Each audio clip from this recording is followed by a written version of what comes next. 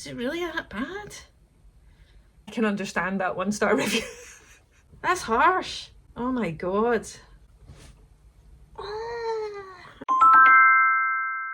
Hello and welcome to another bookish video from me, Johanna, my dog and books. We have birthday banners up here because it's the OH's birthday as I'm recording this, but I still have a video schedule to maintain, plus he's indulgent on his computer just now, so I'm just doing this. So today I've seen this video on YouTube a few times, this type of video, and so I thought I'd give it a bash because I wasn't really sure what to do for this week, and I thought I'd talk to you, or I would let's together look at 1-star reviews of some of my 5-star reads, and then flip it a little to 5-star reviews of some of my 1-star reads. So I'm going to go through my Goodreads, only because I find it easier to go through Goodreads on a ratings point of view. I find Storygraph a wee bit more challenging to find my books that way. If anyone knows a better way to do that, let me know. But I have no idea because I've not prepared for this video.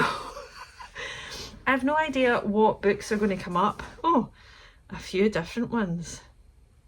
Gosh, a mixture of, I'm just looking at it just now because I've got my laptop here. A mixture of non-fiction, Stephen King, Matilda. Gosh, quite a few old ones. Right, let's randomly start with one. World War Z. Okay, I've read this maybe 3 times. It's an oral history of the zombie war by Max Brooks. This is one of my favourite books, so well done. It basically, it's basically apocalyptic in a world where the zombie apocalypse is hit, right? But it's not really about the zombies, it's about how different parts of the world and people and humanity and power and those without power deal with this global disaster, right? I loved it. I'll always recommend it and I'll always reread it. Also love the movie adaptation. But let's see, let's look at 1-star ratings. There's 2% of its ratings are 1 star, so you know, I'm not in the minority. Oh, here's one. Okay, oh, it's quite long, so I'll just read the first 2 paragraphs. I'll bring it up on screen. Oh my god, this is harsh. This book is like ordering ice cream and receiving a punch in the mouth. What? I've been wanting to read this book for a while since this was a 2010 review. I've been wanting to read this book for a while since it seemed right up my alley, and love a good apocalyptic, and zombies are always fun. So what didn't you like about this? I made it to page 69 before putting it down with great force. I would have thrown it, except it was a library book. Kudos for not throwing the library book. The last line. Look, 69 pages produced that much aggravation. Imagine if I'd finished it. Is it really that bad? Okay, well, friends, not everybody can agree. Similarly, if you hated World War Z, do let me know in the comments. No shade. I just love hearing completely conflicting reviews of books I love and also hate. So that was World War Z. Also, if you intermittently hear noises or drilling noises, my fence is finally getting worked on. Right, come on, okay. Next one is Green Mile by Stephen King. How can you not like that book? If you've not read the book but you've seen the movie, they're pretty similar. Let's go in. I'm wondering, did anyone rate this 1 star? Surely not. Surely not. Oh, less than 1% out of 343,000 ratings. Okay, this one's hilarious. DNF at 193 pages. Literally nothing happened. Not a single thing. What is supposed to motivate me to pick this up? A UTI? Harsh, mate. That's harsh. Oh my god. Okay, someone else really didn't like it. So from 2017. Sadness porn par excellence. I don't mean that in a good way. I am sad, frustrated and infuriated to see that once again King finds the need to predict his action on the rape, murder, abuse of women. This is seriously unnerving when it happens over and over and over again. I don't think that was the purpose of the book. Well, check me getting defensive. And then there's another one. So not everybody loves Stephen King, and that's okay. His writing isn't for everyone. This one from 2016. Sorry, Stephen. It was your last chance. My fourth and final attempt at your books. But I'm now throwing in the towel. You and I just are just incompatible. Fair dues. You've tried and it's not for you. So it says, sadly, the same old crude writing style I despise was ever present. As usual, every character had a potty mouth, and only Stephen King could make a urinary tract infection into a major plot point. Fair play. I thought it was a really good story. Answer in the comments if you also agree with some of these 1-star reviews, or me, or somewhere in between. That's okay. Okay, the next one is, well, this one I'm definitely doing for, like, this is non-fiction. Voices from Chernobyl, the oral history of a nuclear disaster, right? I gave that 5 stars. Phenomenal. I want to know who is giving 1-star reviews of this? Surely no one. Oh no, there's, out of 61,000 plus ratings, there's 404 people. Okay, here's one. An oral history of Chernobyl nuclear disaster. I don't know if it is a translation issue, but the book was terrible. Every single person interviewed talks in circles and the voice is pretty much the same. Even though it's multiple different people. I like reading true histories of important events, but I barely know more about what happened in Chernobyl than I did before I read the book. Okay. I disagree. Okay, I think this one. Oh, I don't know if I should have looked at the 1-star reviews of this, right? I did not like this book at all. What struck me most was willful ignorance of the victims of the accident. These people have had decades to figure out what happened and figure out what they were exposed to. Are we victim blaming here? Nearly all live in willful ignorance of what happened and a lack of basic understanding of radioactivity. In this day and age, there is no excuse for their ignorance. Oh my god, these people, they were victims of... I get that the government hid what was going on from everyone, yes. And in this world, where the government is the type of government, because it was a Russian government, you don't get the same type of information, so how can you victim blame? I get the government hid what was going on from everyone, but in the decades that followed, these people could have at least figured out what radioactivity is and what it does and does not. Blah, blah, stupid. Okay, I think that's a harsh review. Oh dear. Okay, let's jump to fiction. Let's stay with fiction because I feel like it's going to be much less offensive. Okay, Northern Lights by Philip Pullman. His Dark Materials #1. Right, how can you not like this? Which, to be fair, I've read book 1 and 2, I still haven't read 3. What's 3 again? Edit and Meal. Tell you, because I can't remember. Northern Lights. Oh, I can't remember. I've got it upstairs next to my bed, still haven't read it. Anyway, love Northern Lights, and I'm not really into big fantasy stuff, but this was delightful. And is there many? Yes, there's 3% of 1.5 million ratings are 1 star. Now, I only read this when I was an adult. This person said, I considered giving it 2 stars. Maybe I missed something because I listened to the audio, but it was boring and I couldn't care about the characters. Not for me. Okay. It was not for them.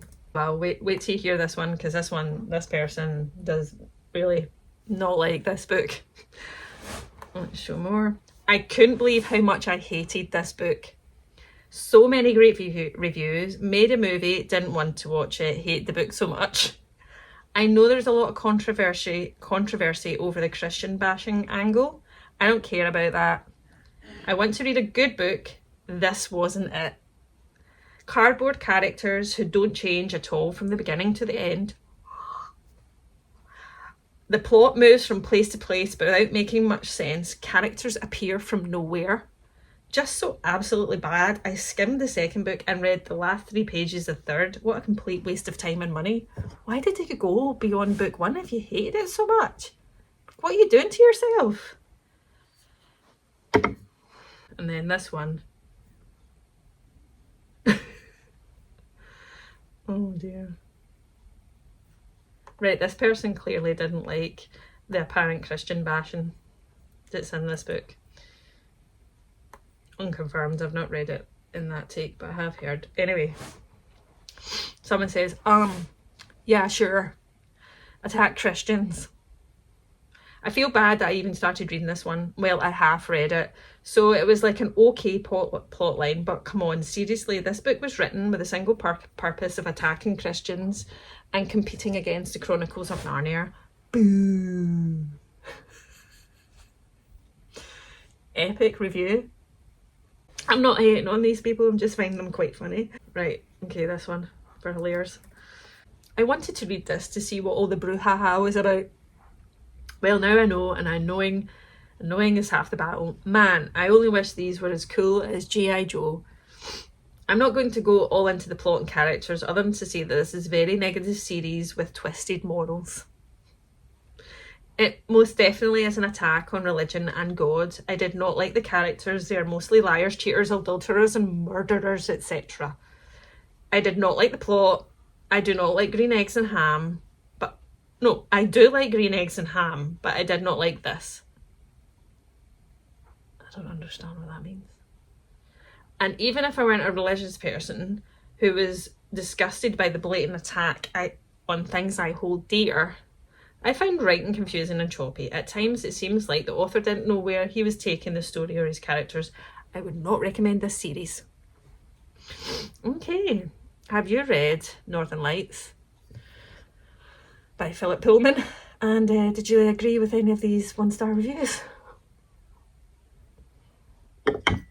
Right, next book that I gave 5 stars to. Oh, I can't wait to get to A Christmas Carol, because how can you bash A Christmas Carol? I'm sure I'll find out. Right, next one is one that I loved. I read. When did I read it? In 2013. It's Still Alice by Lisa Genova. Now, this is a book which is actually quite a challenging book. It's a 50-year-old woman's sudden descent into early onset Alzheimer's disease with her family. It was so well written. I found it really profound. And then they did the movie with, who was the movie with? The Bostonian actor with long red hair. They did me sort that out in my memory. Anyway, I loved it. It gets so overall it gets 4.32 in Goodreads out of 350 odd thousand ratings, right? Let me see. What makes a novel truly good is that it can stand on the quality of writing alone. To coast along, sales-wise or otherwise, on the coattails of the subject matter is, I think, cheating. That Still Alice is about Alzheimer's disease is, I would guess, a good part of the reason that so many people have responded to it so well. Fair enough, every reader brings their personal history to every book they read. Good point.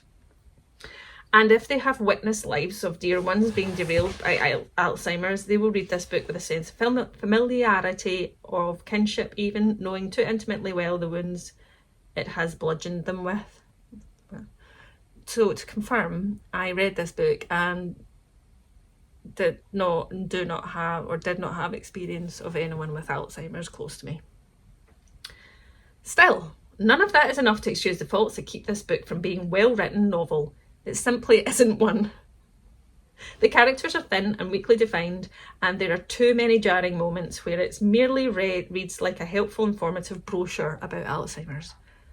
I didn't think that. Actually reading a brochure or an article about the medical journal would have felt more honest. I suppose I'm informed now, but somehow I feel cheated.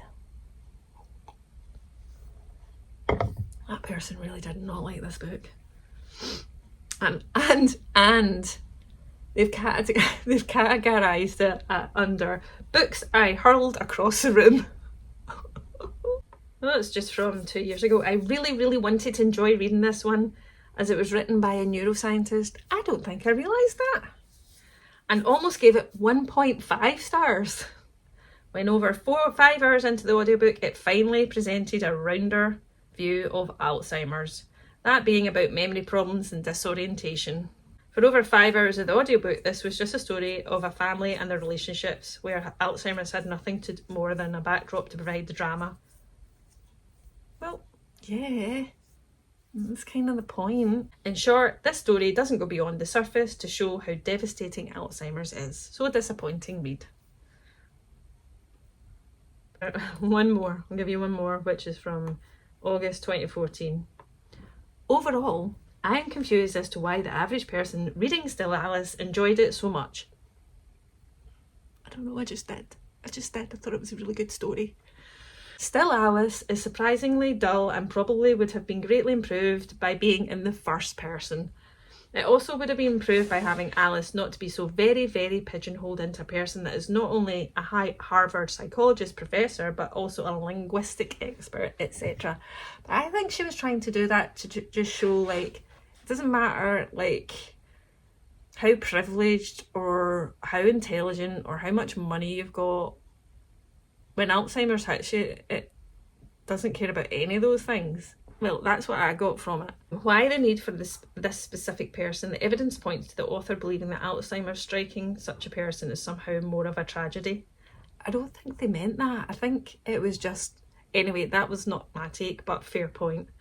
Yes, the loss of a brilliant mind is in some regards more alarming. However, since this was a story that is meant to strike at the personal, it makes little sense because a family struggling with its disease will not care whether their mother, father, or sister was a brilliant or average prior to the disease. Fair comment. In short, they say, overall, Still Alice was unimpressive and dull. I could not bring myself to like the character of Alice or the author's overall style of writing. Everyone is entitled to their opinion. And this is not to hate on anyone at all, because there's clearly some good points. I think there was a few comments about the oversimplification of the disease, and at the time when I read it, 2013, I didn't feel like that, but I was not familiar with the disease. Will we try A Christmas Carol? Right, who does not like A Christmas Carol? It's okay if you don't, because he has a very certain writing style, but I read it every Christmas Eve. Okay, so average rating is 4.09 out of 885,000 ratings, and I think there was 1% of people gave it 1 stars. This is going to be my favourite. Oh my god, yes. Complete letdown, the Muppets were never even mentioned in this book. Do you know what? Agree. I can understand that 1-star review. And then the next one. How can you say it's perfect for something and then say but boring? Perfect for Christmas and holiday vibes, but boring. Okay. Oh, this person really doesn't like it. Oh no, please let me read you this one first. This is from 2021. A literal flaming pile of trash. Oh, some of these are hilarious. This one is from 2007, and it says, Charles Dickens is a crap author. Over the course of his career, he wrote books based on the length of them, hence the reason he used such long-winded descriptions of his books. If Dickens never existed, the world would be a better place. He was his time, Clancy, Grisham, Nora Roberts, Daniel Steele, etc. This person does not like a lot of authors. Let's see if I can find another corker. So this one, I'm not going to read the whole of this one, but this is from 2019. Well, first things first. I hate this story. I hate it with every fibre in my body. Bah humbug. They say in psychology that if you see something over and over and over again, that you eventually start liking it. Unless it's watching the movie Frozen 46 million times a month with my daughters, this doesn't work for me. Oh, but this is my favourite bit of this, which I haven't screen grabbed. So unless there's a zombie spin-off where all the characters get their faces eaten off like Pride and Prejudice and zombies, I won't be reading this book ever again. And to be fair, I would definitely read that version of the book, so we agree. And also a Muppets version of the book, please. Oh, this is making me laugh, I have to say. Note to self though, let's not read 1-star reviews of non-fiction books. Right, here's a Jennifer Hillier, which I loved, called Creep. It gets 3.91 on Goodreads. Oh, I've just clicked through on the author. 3.91 on Goodreads. Pulsing with dark obsession of Radiohead song Creep, this taut thriller, Jennifer Hillier's superb debut. I don't think I realised it was debut. Rockets from its seductive opening to a heart-pounding climax, not to be forgotten. So it is about it's like stalker vibes. Not everybody's, bit cat and mouse. Very dark. Not everybody's cup of tea. I really loved it though. And so my rating says the obsession and stalker trope is at its best. Complex characters with dark secrets, fast-paced and bingeable, felt like a movie in my mind, many twists and turns, none of which I saw coming, intense, dark, twisty, icky, and at times repulsive. It was brilliant. The ending, chef's kisses. So that was my 5-star rating. Let's see what the 1% of 1-star rating says. I can imagine, because sort of obsession stalker trope is not everybody's cup of tea. So this person has categorised it under gag worthy book, and it says too much info dumping, flat characters and laughable unrealistic thriller. The serial killer plot is so mundane and ridiculous, reads more like a first draft than needs a good editor. Big pass. Okay. I clearly didn't read any of the 1-star reviews before I read this one. If you put Twilight, 50 Shades of Grey, and a less incredible version of American Psycho in a blender, this is what would pop out. An easy, quick read, devoid of suspense, wit, intellect, or anything of real value. Feel free to bump it off your list, you won't miss a thing. Someone just wrote 1 star, meh. Fairness. A few people have mentioned Jar of Hearts, which is one of my other books of hers and one of my favourite. This one comes from 2023 and says, not her best work. I'm so glad I don't do stuff that actually gets rated. Obviously you can give this video a thumbs down. That's okay. But I don't get out of stars rating like authors. I would really struggle with that, I think. Anyway, not her best work. Especially since Jar of Hearts was my first read from her. Agree, Jar of Hearts is very good. This book is super slow and the ending was wrapped up super quickly and left many loose ends throughout the entire book. Not super, they like the word super, not super action-packed. The twist was unexpected, but I don't think effective. Scene thrown together, very bummed, as I like her other stories. Oh, I love how this one starts. Nope, see, I'm going to use that in a review. This book is neither thrilling or suspenseful. The amount of ridiculousness in the plot is laughable. This person has categorised the book under antisocial personality disorder. This is one of the worst books I have ever read. I only kept reading it because it was so bad that I kept thinking it had to get better. Nope, there is not a likeable, believable character in this book. There are so many things wrong with the plot. For example, a psychology professor in therapy with her best friend. Did that happen? I don't remember that. Probably. That would never happen. We're supposed to believe the disguises Ethan has. Not happening. A killer who supposedly super smart but leaves the bodies of the victims in plain sight. Really? Question mark. And the ending, totally implausible. Don't waste your time. I'm not in any of our other books. Okay, so clearly I thought the ending was chef's kisses, and this person thought it was totally implausible. So decide for yourself. I actually do really like Jennifer Hillier, so I do recommend her books. Right, one more 1-star reviews of a 5-star book, and this one was Horrostör by Grady Hendrix. If you've watched any of my videos before, you know I really like Grady Hendrix, and Horrostör is the one that's like set in what's effectively a haunted IKEA. I adored this book. I thought it was amazing. I gave 5 stars when I read it in 2021. We've basically started it with Grady Hendrix is officially an auto-buy author for me. So just another brilliant book from Hendrix. Read it, full caps.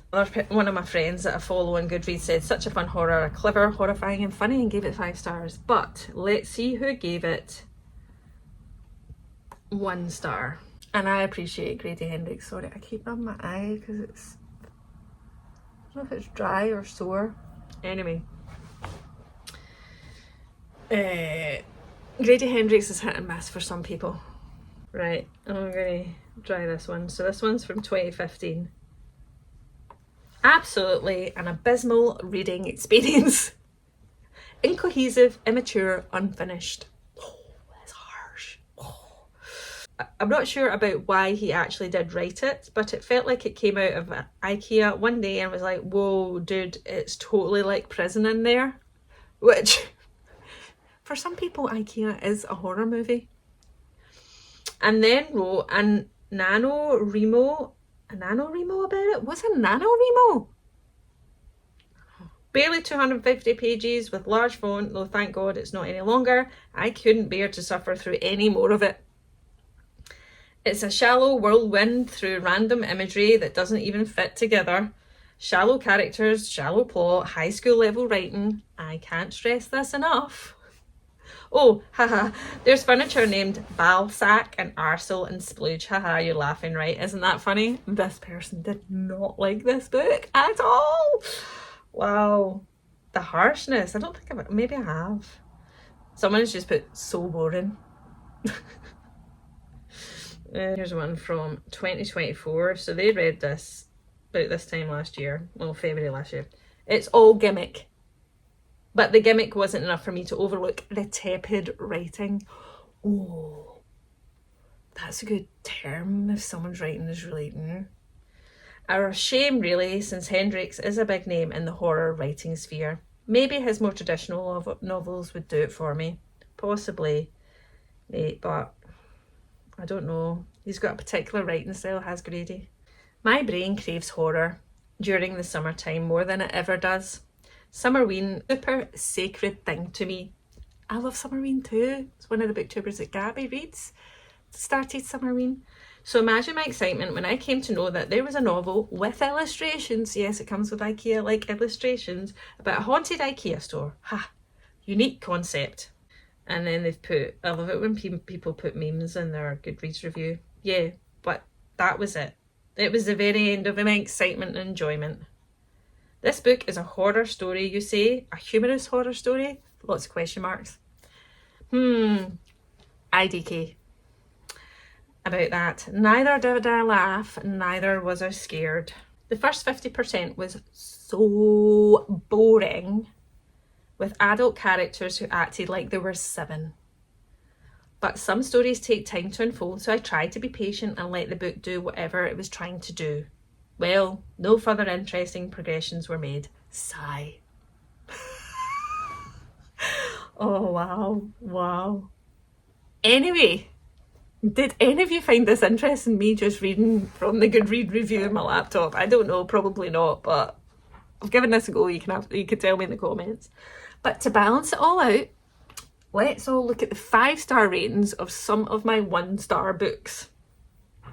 So if I go back to my books list. Okay. So the first one, when did I read this? 2017. I can't even remember what this one was about. The Man Who Was Thursday and Nightmare by G.K. Chesterton. When was this written? 1908. Is a surreal masterpiece. Is a psychological thriller that centres on 7 anarchists in a turn-of-the-century London who call themselves by the names of the days of the week. It's ringing no bells. Right, so I gave this 1-star review. Oofed. I actually started my review by going oofed. Well, I started out thinking I would enjoy this classic, but to be honest, the mix of politics, philosophy and surrealism just bored me. So that was why 1-star review. Let's see the 5-star reviews. Oh my goodness. Someone said, I lost my backpack thanks to this book. It was years and years ago, probably my first winter in Japan, and I picked this up. I heard about Chesterton mainly from the dedication pages of Pratchett and Gaiman's Good Omens. And the title looked weird enough to be entertaining. It does. I think that might be one of the reasons I picked it up. So I was reading the book on the train, as I often do, and I had my backpack on the floor between my feet. When the train got to my station, I stood up, still reading, and walked off. It wasn't until I put the book down again that I realised I no longer had my backpack. Well, that man lost his backpack to the book. It was so good. This person said, no, I disagree with this one. Possibly the shortest way to describe Chesterton's famous novel is to say that it is Alison's Adventures in Wonderland for grown-ups. The story is of Gabriel Sim is just as bizarre as that of Little Alice. It also echoes in many ways the oppressing nightmares of Kafka and Dostoevsky. How do we say that? No, but this man loved it. Oh my goodness, so many people. This is maybe why I picked it up. So many people love it. Maybe this is why I didn't like it though. This person goes, it is a strange, surrealistic,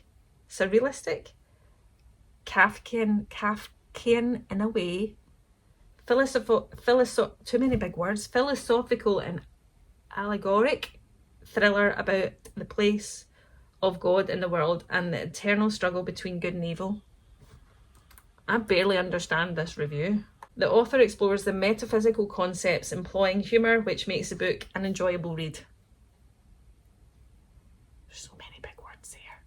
And I'm not gonna say anything else other than that was a lot of words. And then another one in 2020. It's I think I've stopped the ability to read. It's really not that hard to describe this novel, but it is hard to really capture the real flavour of something from 1908. It really belongs in a melting pot that includes Keystone Cops, Kafka, Peter Sellers, and a hefty dose of LSD comedy. Maybe this is why I didn't get it. Maybe I was reading it and I'm like not really into Kafka or philosophy or LSD. Maybe it was written when the person was on LSD. If this isn't enough absurdity for you, then please take a big helping of Christian allegory. Right, I can now, after reading these 5-star reviews, go, this is beyond my brain capacity, skill set, whatever. Woofed.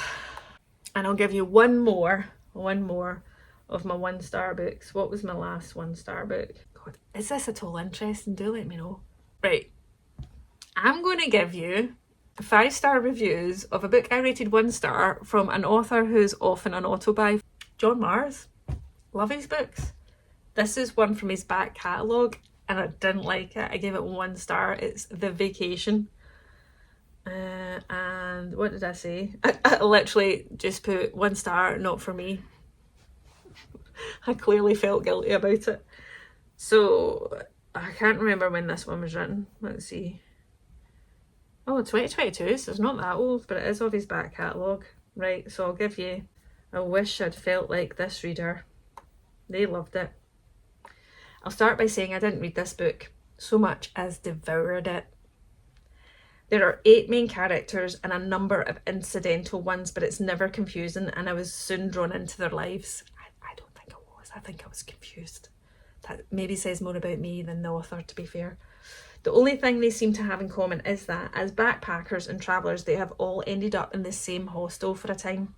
The narrative occasionally goes back a year or two to search out each person's backstory, and slowly, as we read on, the reasons for them being there unfold. It's a book I'd be hard-pressed to classify, but I thought it was simply sensational and I thoroughly recommend it. Here's reasons why. Don't always listen to my thoughts and opinions about books. If you like the idea of the synopsis, give it a go. I actually didn't give you the synopsis of this one, which is, how far would you run to escape your past? For eight strangers in a Los Angeles backpacking hostel, even the other side of the world isn't far enough.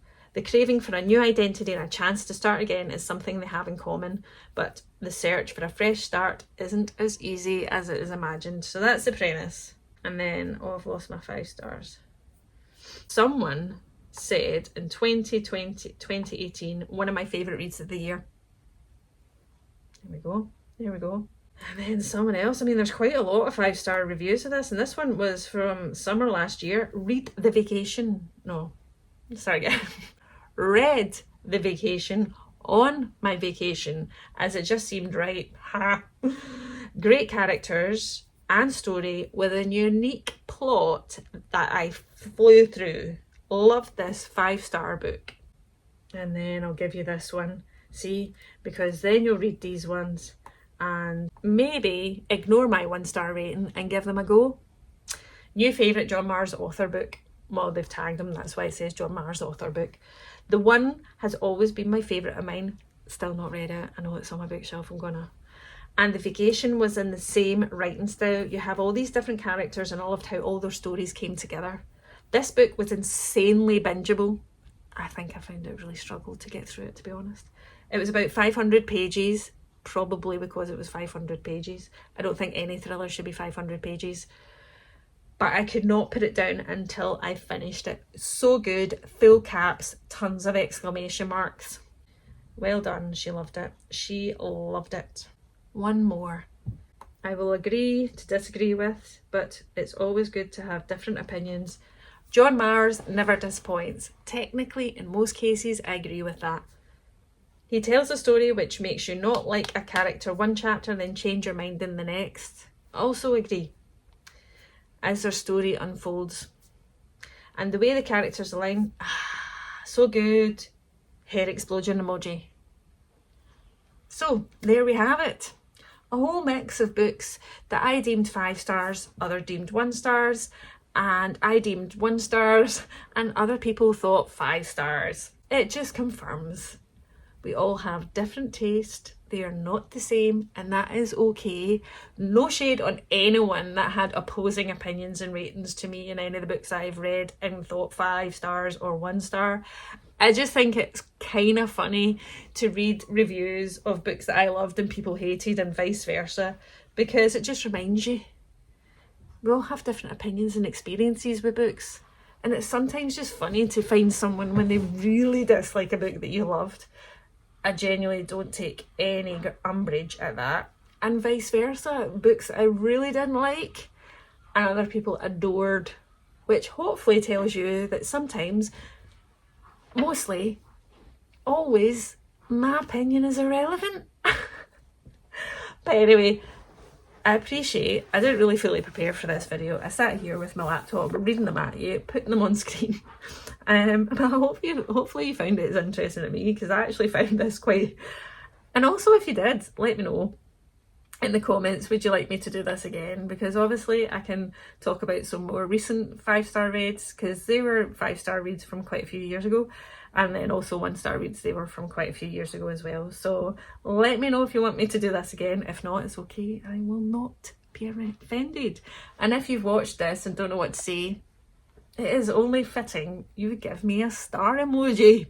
1 stars are fine. I'll be okay with it. Anyway, as always, I hope you enjoyed watching. And thank you for liking, for commenting if you do, and it's okay if you don't. And if you did like this and want to see future bookish videos about anything bookish, and also my weekend reading vlogs, please do subscribe on the big red button or the bell below, and I look forward to seeing you in another bookish video very soon. Bye!